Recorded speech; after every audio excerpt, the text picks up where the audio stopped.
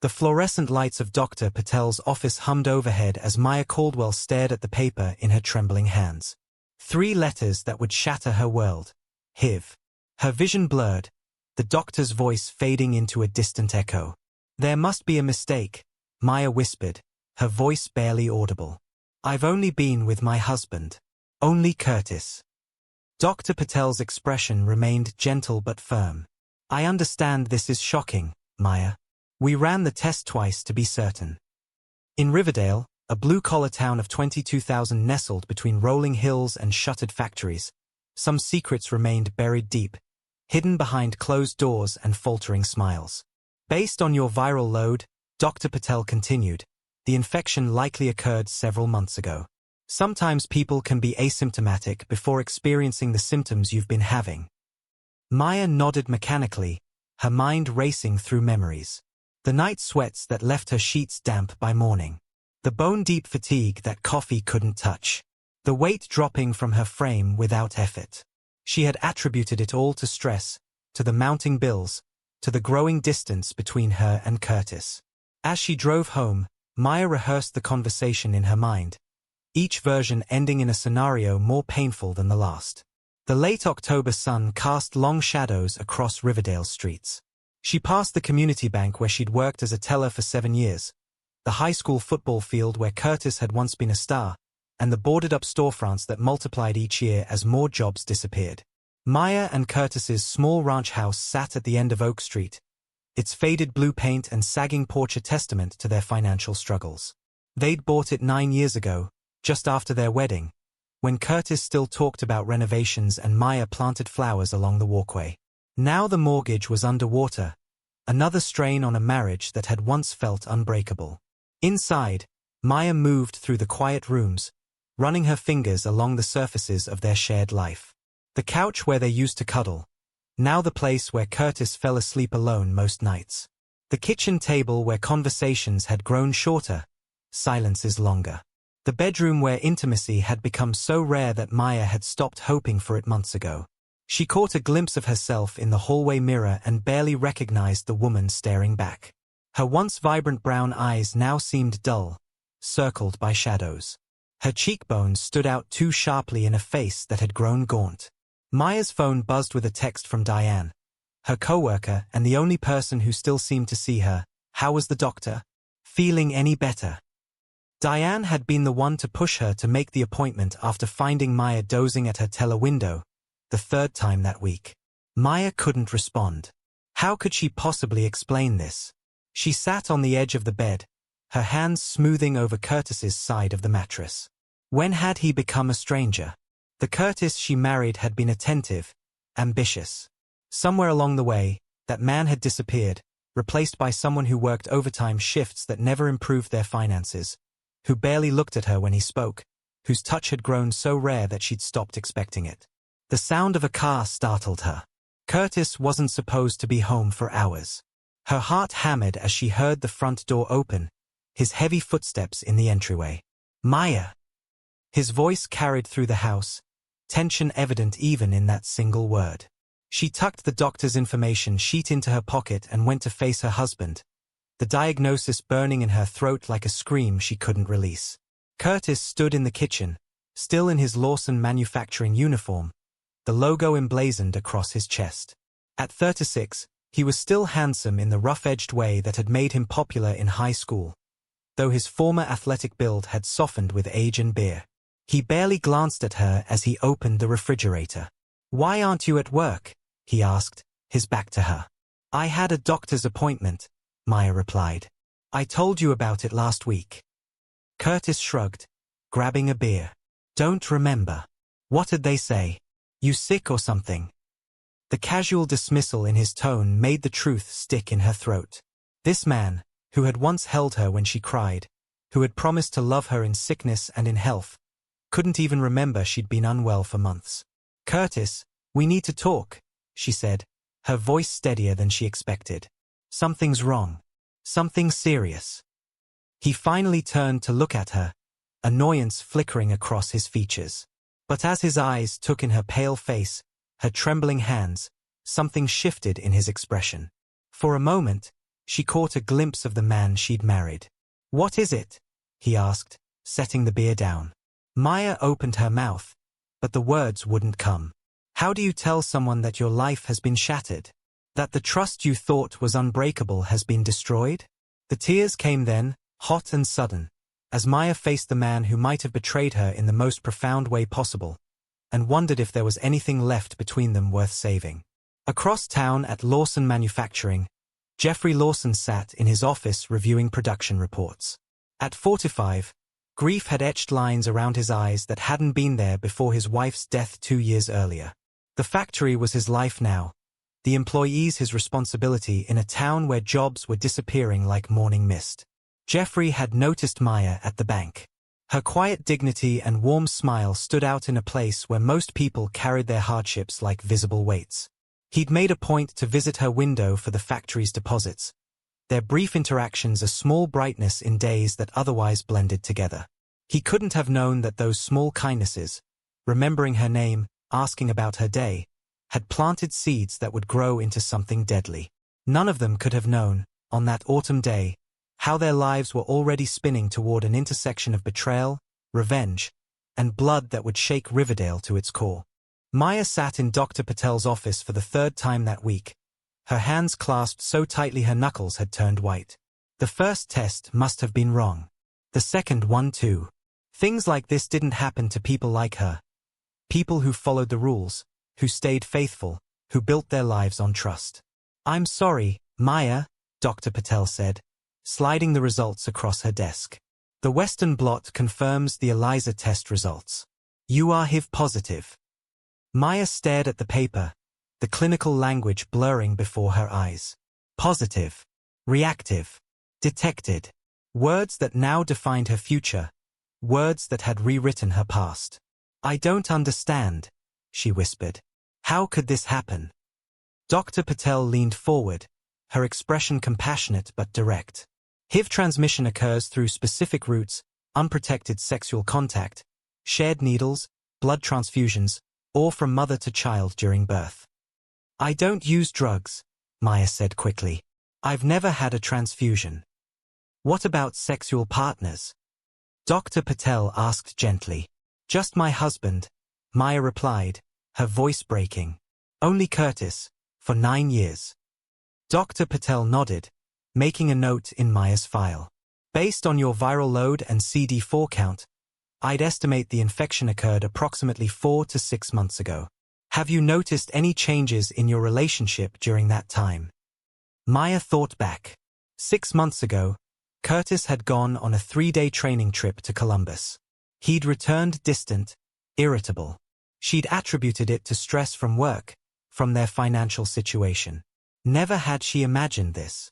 "Has your husband been tested?" Dr. Patel asked. "No," Maya replied. "Not that I know of." Dr. Patel handed her a stack of brochures, explaining treatment options, support groups, legal resources. Maya nodded mechanically, tucking them into her purse, knowing she'd read each one obsessively in the coming days. "Maya," Dr. Patel said as she stood to leave, "this isn't a death sentence anymore. With proper medication, you can live a long, healthy life. But you need to have that conversation with Curtis as soon as possible." On the drive home, Maya rehearsed different versions of the impossible conversation ahead. Should she be direct? Gentle? Accusatory? The words tangled in her mind as familiar landmarks passed by her window. The elementary school where they had once talked about sending their children. The church where they'd exchanged vows, promised to love and honor each other. Promises that now felt like cruel jokes. She waited up for Curtis that night, sitting at the kitchen table with 2 mugs of tea that grew cold as the hours passed. When headlights finally swept across the living room wall at 11:42 p.m., her heart hammered against her ribs. The door swung open, and Curtis stumbled slightly, the smell of beer following him into the house. He froze when he saw her sitting there, his expression shifting from surprise to wariness. "Why are you still up?" he asked, dropping his keys on the counter. "We need to talk," Maya said, her voice surprisingly steady. "I got my test results back today." Curtis remained standing, his body tense. "And?" I'm HIV positive, Curtis. The words hung in the air between them. Maya watched his face carefully, looking for shock, for confusion, for any reaction that would tell her he hadn't known, that this was as devastating to him as it had been to her. Instead, she saw something that sent ice through her veins. Calculation. After a moment, his expression hardened. What the hell, Maya? You must be sleeping around. The accusation hit her like a physical blow. What? No. I've only been with you, Curtis. Only you, for 9 years. Well, I don't have it, he snapped, taking a step away from her. So you must have gotten it from somewhere else. Have you been tested? She asked, already knowing the answer. I don't need to be tested, he said, too quickly. I feel fine. That's not how it works, Maya said, pushing one of Dr. Patel's brochures toward him. People can have HIV for years without symptoms. Curtis knocked the brochure away, his face flushing with anger. I'm not the one who's sick, Maya. You are. And now you're trying to blame me? Maybe you should think about where you really got it. He stormed past her to the bedroom, slamming the door behind him. Maya sat at the table for what felt like hours, the pieces slowly coming together in her mind. It wasn't just that he wasn't shocked. He wasn't even curious. He hadn't asked a single question about her health, her treatment options, their future. He was defensive without being surprised. Because he already knew. The next morning, Curtis left for work before dawn, without a word. Maya called in sick to the bank, waiting until his truck disappeared down the street before beginning her search. She moved methodically through the house, checking drawers, pockets, his nightstand. Nothing. Then she remembered how protective he'd become about his truck in recent months. Always taking the keys with him, keeping the toolbox locked. She found the spare key where it had always been, hidden in the garage behind the paint cans. Her hands trembled as she opened his truck, then the toolbox mounted in the bed. Beneath a jumble of wrenches and screwdrivers, her fingers found a prescription bottle, tucked into an old work glove. Maya read the label once, twice, a third time, the words burning into her mind. Biktarvy. Prescribed to Curtis Caldwell. Dated 5 months ago. She sank to the ground beside the truck, the bottle clutched in her hand, as the full weight of his betrayal crashed down on her. He had known. He'd been diagnosed, started treatment, and never said a word. He'd continued their relationship, limited as it had become, knowing he could infect her. Knowing what it would mean for her life, her future, her health. The tears that came then were not of sadness but of rage, a burning fury that dried her eyes and steadied her hands. She returned the bottle exactly as she'd found it, locked the toolbox, and went back inside. At her laptop, she researched HIV disclosure laws, learning that in their state, knowingly exposing someone to HIV without disclosure was a felony. Curtis hadn't just betrayed their marriage, he'd committed a crime. But one question still burned in her mind. Where had he contracted it? Who else had he been with? That Saturday, when Curtis mentioned another overtime shift, Maya waited 30 minutes after he left, then followed him. She stayed 3 cars back, her heart pounding as he bypassed the turn to Lawson Manufacturing, instead driving toward the edge of town. He pulled into the Riverdale Motor Lodge, a faded single-story motel that catered to truckers and travelers passing through. Maya parked across the street, watching as Curtis knocked on room 118. The door opened, and Maya felt the air leave her lungs as she recognized Brenda Phillips from Lawson's HR department. Brenda's hand slid around Curtis's neck, pulling him into a kiss before they disappeared inside. With shaking hands, Maya took out her phone, snapping photos of Curtis's truck parked in front of the room. Evidence. Proof. She waited long enough to confirm this wasn't just a brief meeting, then drove home, her mind strangely calm in the eye of an emotional hurricane. At home, she spread everything out on the bed, the medical reports, the brochures, the photos. Her marriage was a lie. Her health was compromised. Her future was uncertain. But one thing had become crystal clear. Curtis had betrayed her in the most profound way possible, and she would never, ever forgive him. As she gathered the papers back into a folder, her phone pinged with a bank notification. Jeffrey Lawson had made another deposit at her window, leaving his usual note thanking her for her efficiency. Maya stared at the message, thinking of Jeffrey's kind eyes, his gentle manner, so different from the man Curtis had become. She didn't yet know how, but somehow, Curtis would pay for what he'd done to her. And Jeffrey Lawson, unknowingly, would become the instrument of her revenge. Maya moved through her days like a ghost, going through motions that once felt natural but now seemed like an elaborate performance. She smiled at customers at the bank, made small talk with co-workers, and returned home each evening to prepare dinner for a husband she now saw as a stranger. A dangerous stranger. The pill bottle hidden in her purse felt like a burning coal, a constant reminder of the life sentence Curtis had given her. Each morning, she locked the bathroom door to swallow her medication, hiding the prescription behind feminine products she knew Curtis would never touch. Dr. Patel had been clear. With consistent treatment, the virus could become undetectable. She could live a normal lifespan. But normal had lost all meaning. On Wednesday evenings, Maya told Curtis she had joined a book club. Instead, she drove 40 minutes to a neighboring county, where she sat in a circle of strangers in the basement of a community center. People whose lives had also been divided into before and after. A middle-aged teacher who'd been infected by her husband of 20 years. A young man struggling with addiction. A grandmother who'd received a contaminated blood transfusion in the 90s. Their stories were different, but their eyes held the same knowledge, the heavy weight of a secret most people couldn't understand. The hardest part isn't the diagnosis, the group leader had said during Maya's first meeting. It's deciding who gets to know the real you now.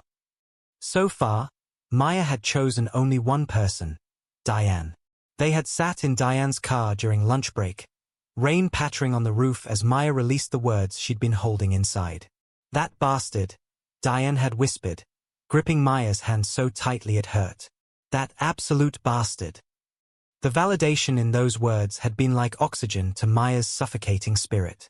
But as the weeks passed, Maya's anger crystallized into something harder, something that burned cold rather than hot. Her health had stabilized with medication, but emotionally, she felt herself slipping towards an edge she couldn't quite see.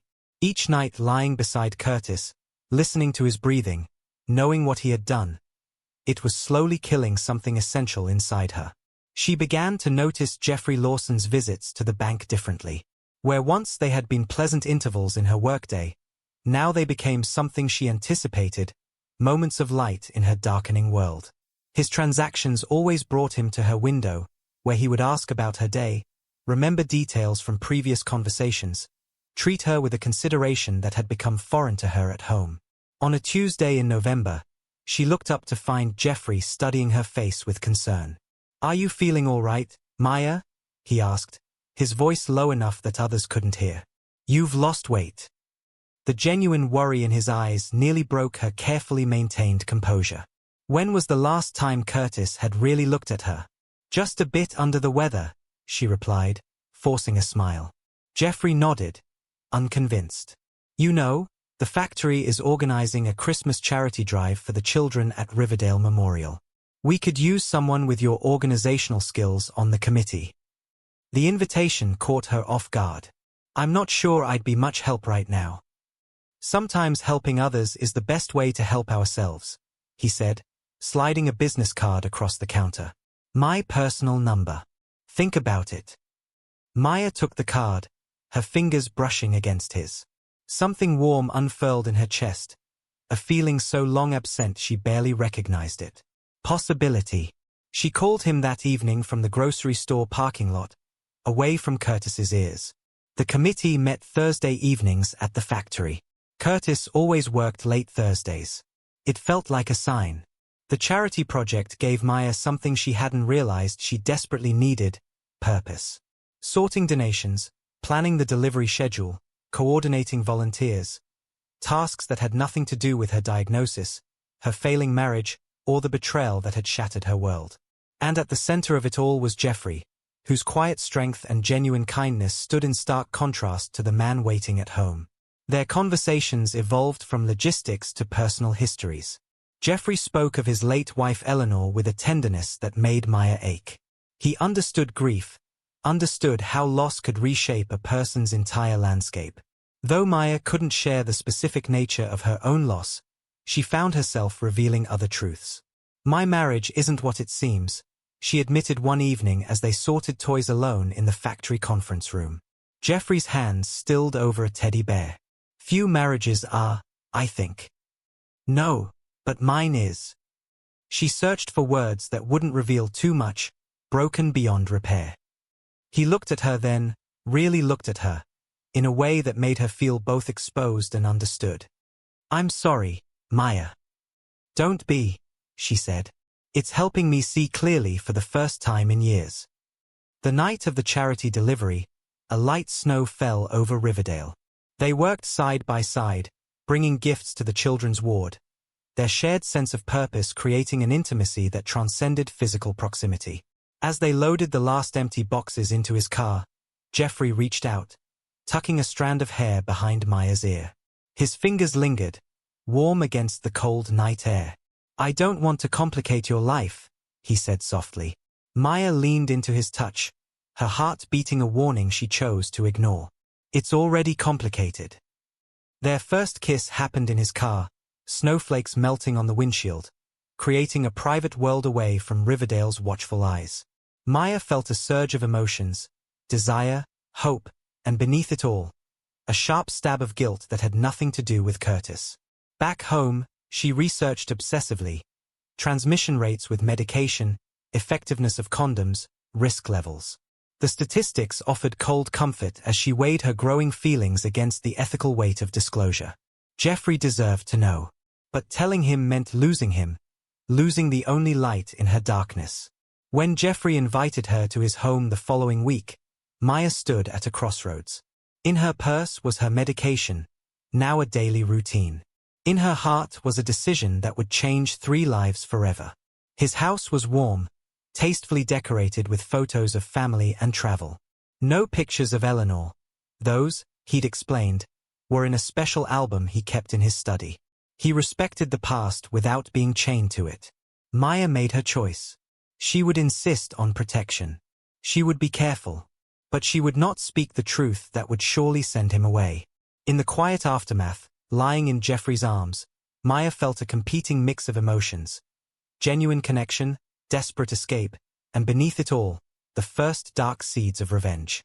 Winter settled over Riverdale, wrapping the small town in a blanket of snow that muffled footsteps and kept secrets. For Maya, Jeffrey's arms had become a sanctuary, his home a place where she could forget, however briefly, the nightmare her life had become. Their evenings together were stolen moments of tenderness in a world that had shown her none. When he looked at her, really looked at her, she remembered what it felt like to be seen, to be valued, to matter to someone. Maya discovered an unexpected happiness in Jeffrey's presence. His gentle manner and thoughtful attention were balms to her wounded spirit. She was meticulous about her medication, never missing a dose, always insisting on protection during their intimate moments. Jeffrey never questioned this habit, accepting it as simply part of who she was. As their relationship deepened, he began speaking of future plans. Weekend trips when spring arrived, renovations to his lakeside cabin, holidays they might spend together. Each mention of tomorrow made the weight of Maya's secret heavier, the voice of her conscience louder. At home, Curtis observed the subtle changes in his wife with growing suspicion. The quiet confidence in her posture, the late nights at committee meetings, the way she no longer seemed afraid of his anger, all pointed to a shift he couldn't ignore. He confronted her one evening, his accusations fueled by alcohol and insecurity. Maya neither confirmed nor denied his suspicions, her silence more damning than any confession. The fragile détente they had maintained since her diagnosis began to crack under the pressure of unspoken truths. The confrontation Maya had been dreading arrived on a Thursday night in late January.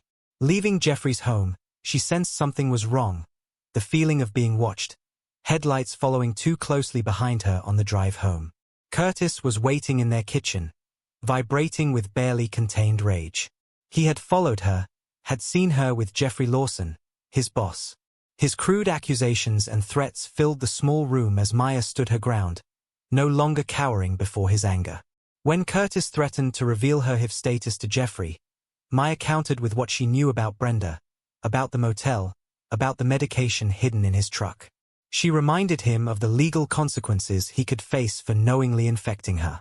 They stood at an impasse, two people who had once promised to love each other now locked in a cold war of mutually assured destruction. Curtis stormed out, but the threat lingered in the air. This wasn't over. In February, Jeffrey cancelled their dinner plans, his voice hoarse over the phone as he explained that he'd caught some kind of flu.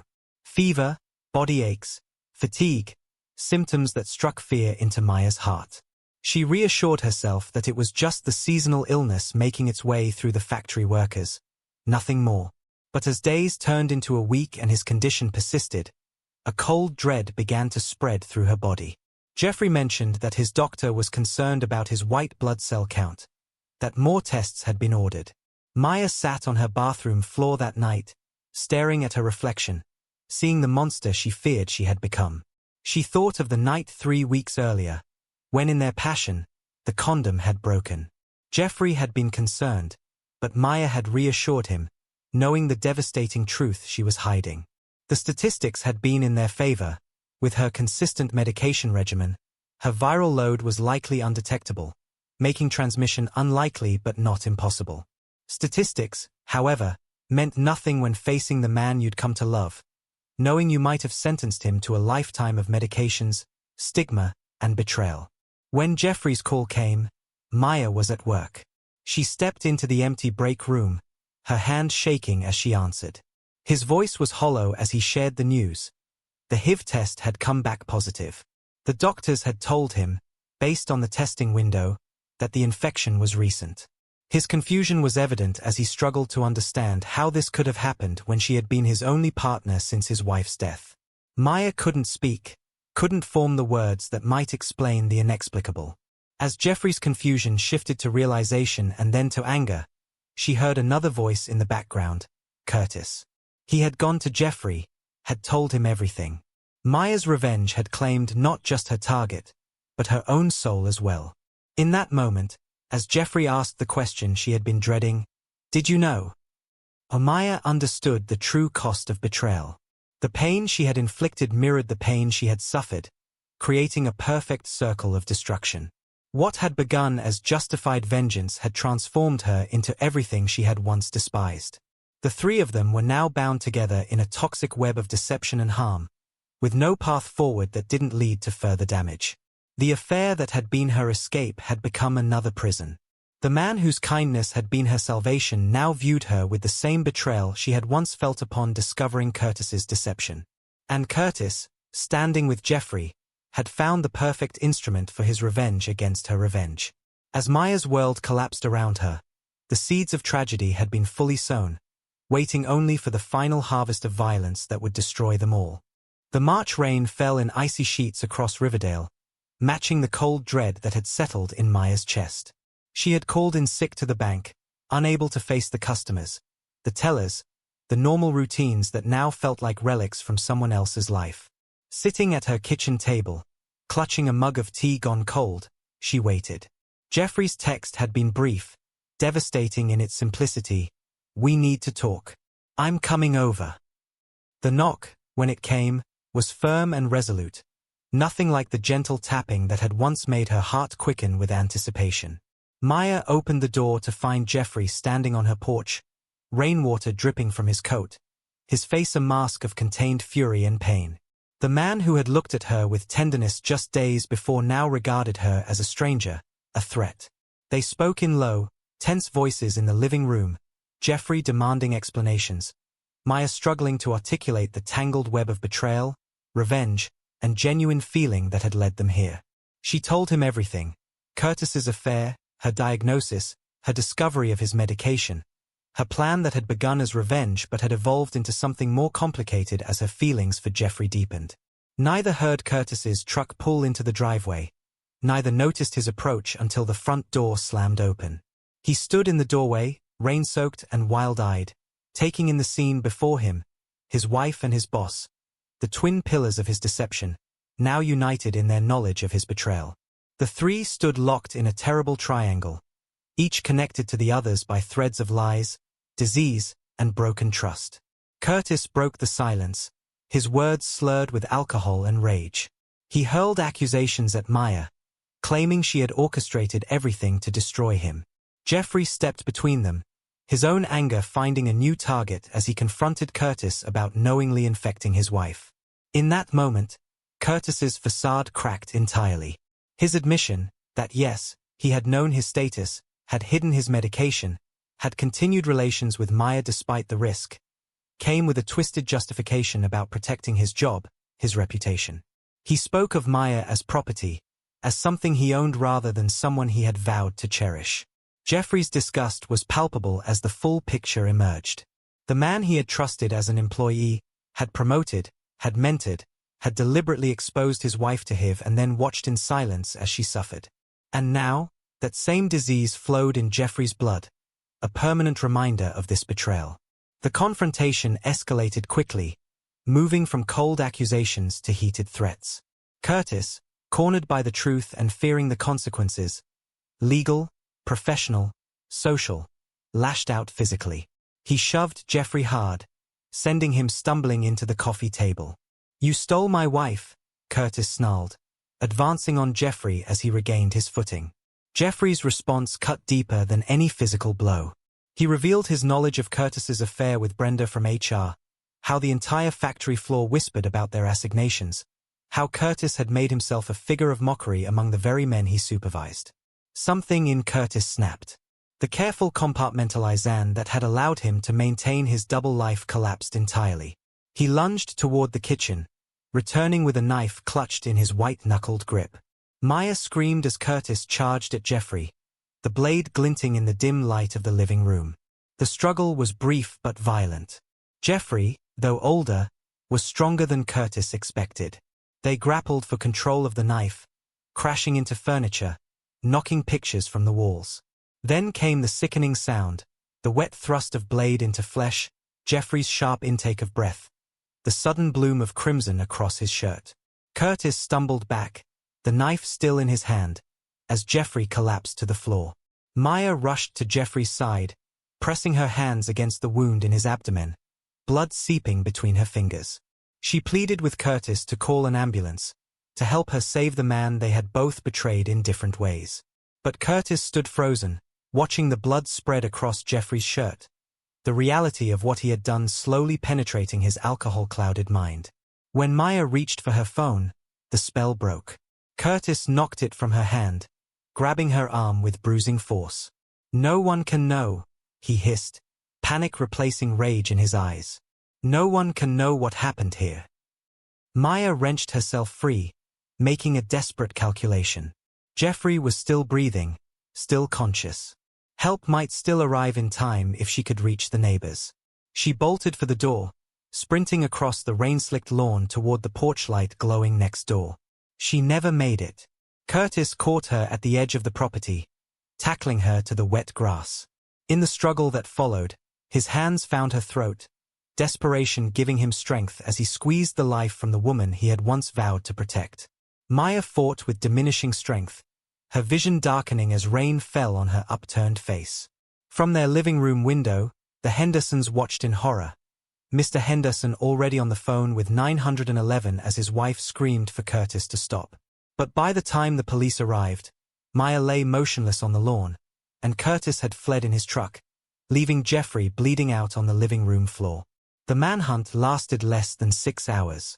State troopers found Curtis at a roadside motel 30 miles away, attempting to flee across state lines. Jeffrey, rushed to Riverdale Memorial, survived emergency surgery but remained in critical condition, his life forever altered by a single moment of violence. As dawn broke over Riverdale, the story began to emerge in horrified whispers. Police found Maya's journal in her bedside table, its pages documenting the entire tragic sequence, her diagnosis, her discovery of Curtis's betrayal, her relationship with Jeffrey, her terrible choice to hide her status. Medical records confirmed the timeline, supporting her written account. The community reeled as the story spread. The bank closed for 2 days in mourning.